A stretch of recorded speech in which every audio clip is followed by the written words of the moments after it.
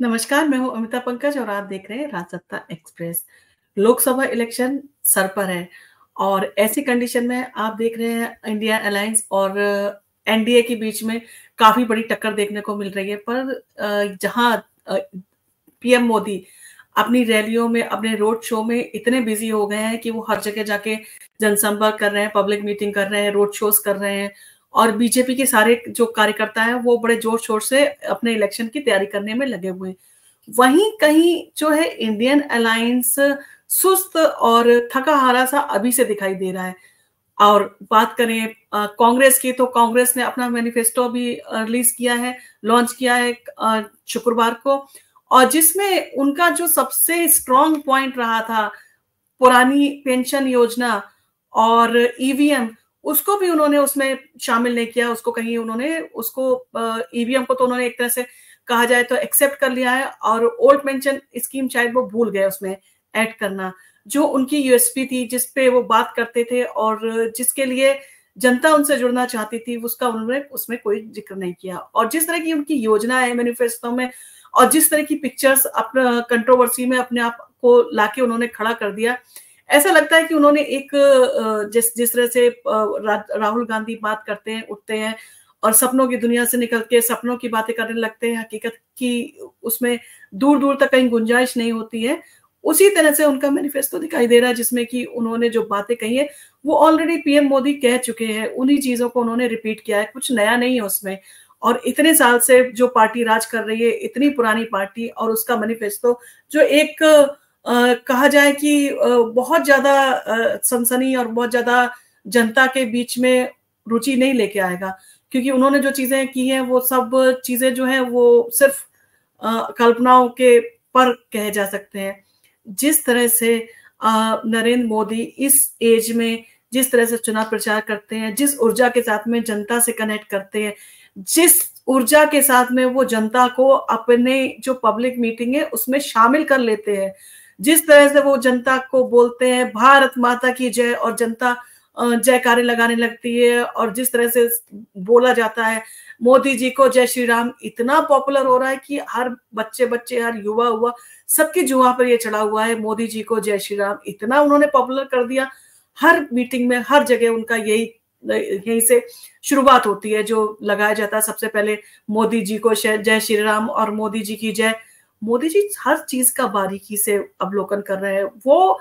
जिस तरह से इंडियन अलायंस है, वो हर जगह मोदी जी को कोसना, मोदी जी की आलोचना करना, लोकतंत्र खतरे में है और ये हो गया, वो हो गया, फलाना ढिमका, ये सब चीजें कर रही है। वहीं पर मोदी जी अपने काम 10 साल के उनके जो भी काम किए हुए हैं उसको गिनवाते हैं। उन्होंने क्या-क्या काम किया, उन्होंने किस तरह से जनता के लिए योजनाएँ बनाई, जन-जन तक पहुँची, कैसे ट्रिपल तलाक को उन्होंने बंद किया और उससे किस तरह से उन्होंने मुस्लिम फैमिलीज़ को जो है वो प्रोटेक्ट किया। और जिस तरह से वो गाँव-गाँव जाते हैं, जिस तरह से उनकी योजनाएँ हैं, द्रोण बहन और जिस तरह की उन्होंने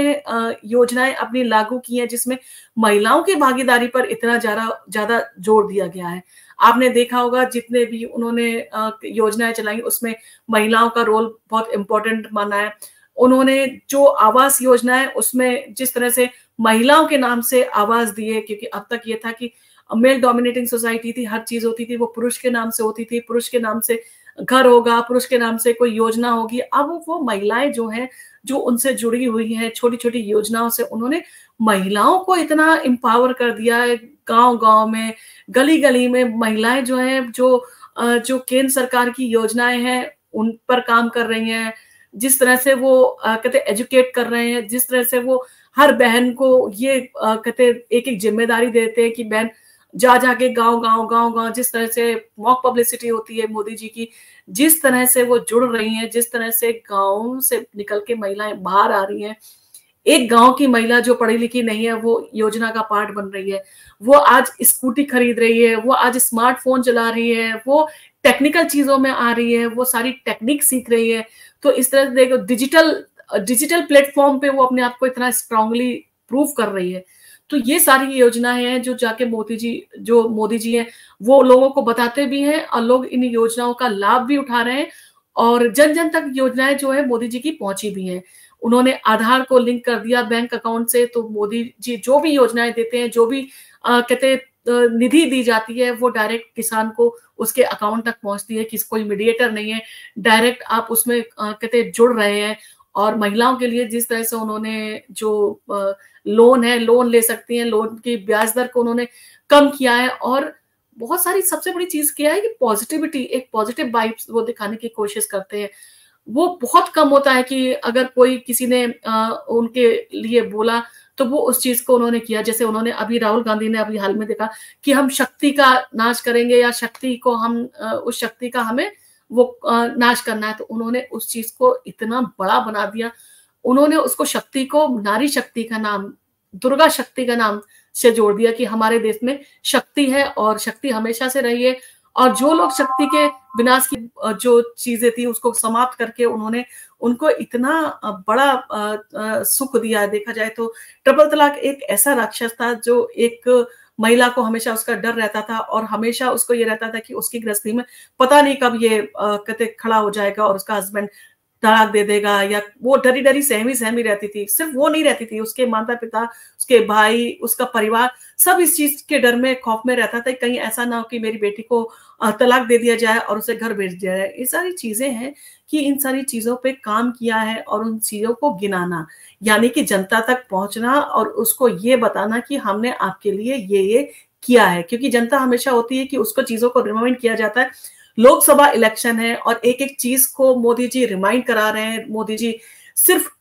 कहते हैं महिलाओं के लिए काम करने की बात को नहीं कहते हैं, युवाओं के लिए काम करने की बात को नहीं कहते, किसानों के लिए जो किया उसकी बात को नहीं कहते। वो हर चीज़ को रिमाइंड कराते हैं। वो देश की सुरक्षा, जो उन्होंने देश की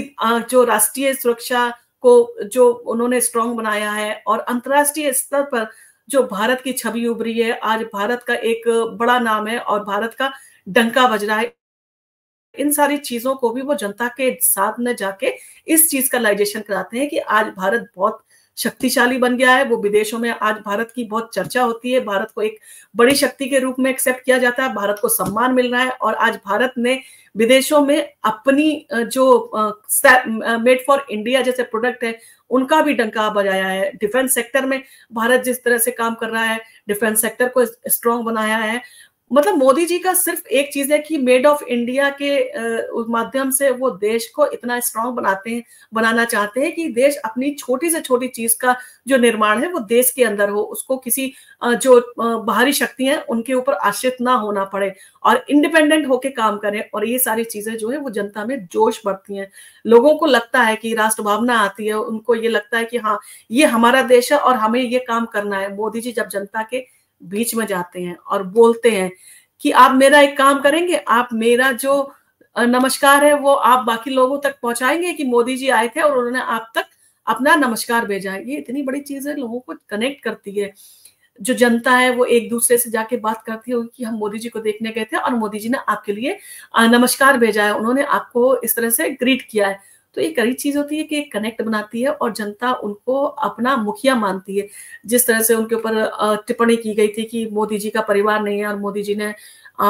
ये नहीं किया था, अपनी माता के जब जो अंतिम संस्कार किया उसके बाद में ये जो संस्कार होते हैं उनको नहीं किया और सीधे काम करने लगे, तो कहीं ना कहीं उनको खुद ही स्ट्रॉन्ग बना देते हैं विपक्ष। ये चीज कहेगी कि मोदी जी ने उस घड़ी में भी जो था, जब शोक था उसमें भी अपने आप को नहीं रोका, वो तब भी देश के लिए काम करते रहे, यानी कि उनके लिए राष्ट्रीय हित सर्वोपरि है। और वहीं दूसरी तरफ इंडिया गठबंधन है, उसका हर पार्टी का नेता मोदी जी को गाली देता है, मोदी जी को अपशब्द बोलता है, लोकतंत्र खतरे में है और भारत का लोकतंत्र खतरे में है, और ऐसा हो जाएगा कि कहीं ऐसा ना हो डिक्टेटरशिप हो जाए और उसके बाद में जो 2024 का इलेक्शन है उसके बाद में इलेक्शन ही बंद कर दिया जाए, मोदी जी इलेक्शन ही करवाना बंद कर दे, ऐसा भी हो सकता है। ये सारी चीजों का भ्रम फैला रहे हैं, और इन सारी चीजों के चलते एक चीज लोगों को तो समझ में आती है कि ये सारे लोग मिलके एक ही इंसान के पीछे क्यों पड़े। अगर वो काम कर रहा है और आप अपने काम गिनाइए ना, आप मेरिट पे आइए, आप अपनी योजनाएं बताइए, आप जनता को किस तरह की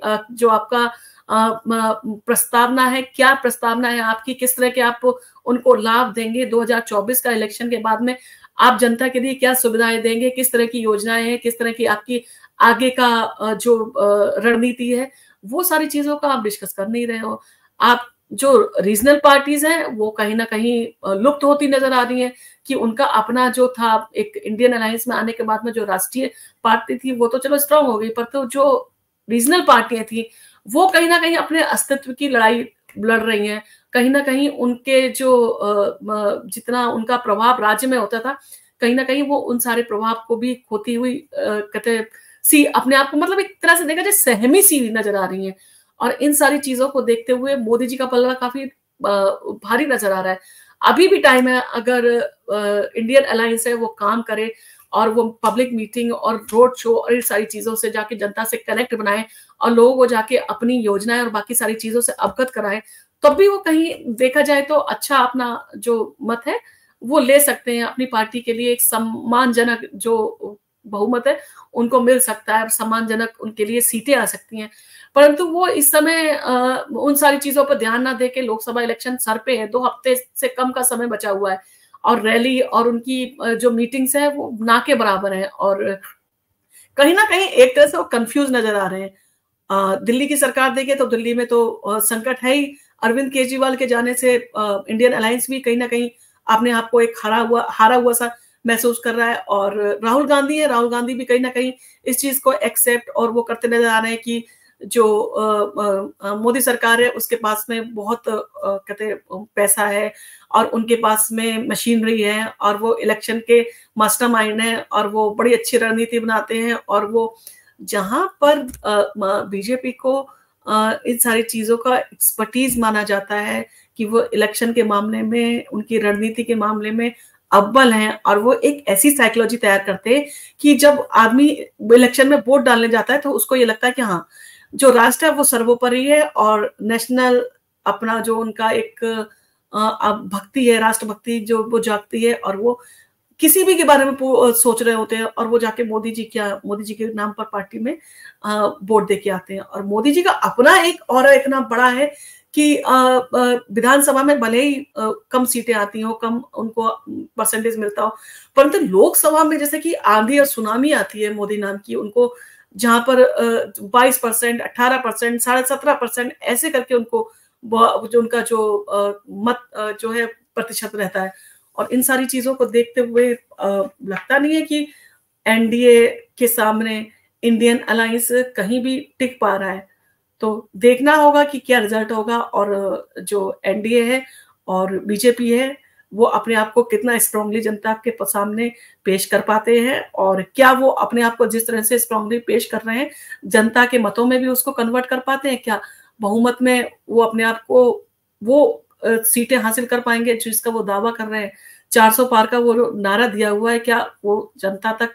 सही उनका जो मैसेज पहुंच रहा है? क्या जनता उनको 400 पार या 400 से ज्यादा सीटें दिलवाने का मन बना चुकी है? इन सारी चीजों पे हम